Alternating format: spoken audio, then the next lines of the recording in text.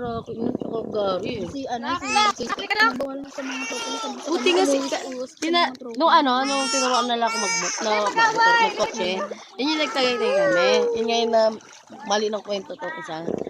Diba, ayun nga. Sino turo sa'yo yung Si JC. Nagpunta kami ng Tagaytay. Ay, kasama siya sa Tagaytay? Visit siya, hindi siya nagpaalam sa akin. Ayun nga, sabi nga niya sa akin, huwag na maingay.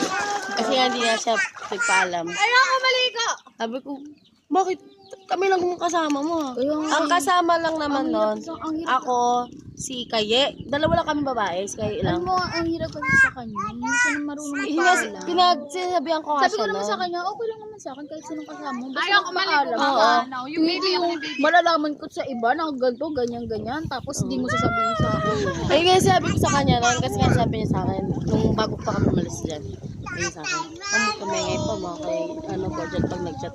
Hindi ko bakit, hindi sa akin paalam, hindi niya alam niya natulog na.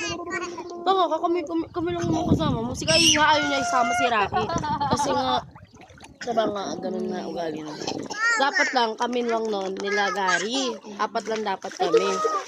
Ngayon, nandito ako. Hindi, wala. Bago kasi generation. Kami lang dapat nun. Kasi nga, ang kotse nun, 4-seater lang din. Sabi namin, may kasama kaming taga-manggahan na mga kalandian nga. Ganon. Tapos, sabi nila, wag na daw puntahan. Sabi nila, bakit?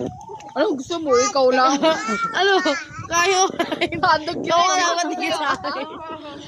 Nanoan ko lang si Gary tsaka si JC kasi nga wala kaming motor nun na magagamit. Tapos sabi ko, Yung ay, kotse niya? nirentahan lang. Doon sa doon sa nirentahan nila. Doon. Sabi ni JC, Mura lang kasi yung renta dun. dapat kasi nun, sabi ko kay JC, JC, hatid mo nga kami sa manggahan. Sa Emplaza nga, ibigin naman namin. Sabi niya, sabi niya, Alam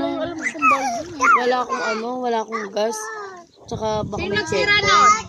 Sabi ko, may lisensya ka naman, diba? Si Gary, wala.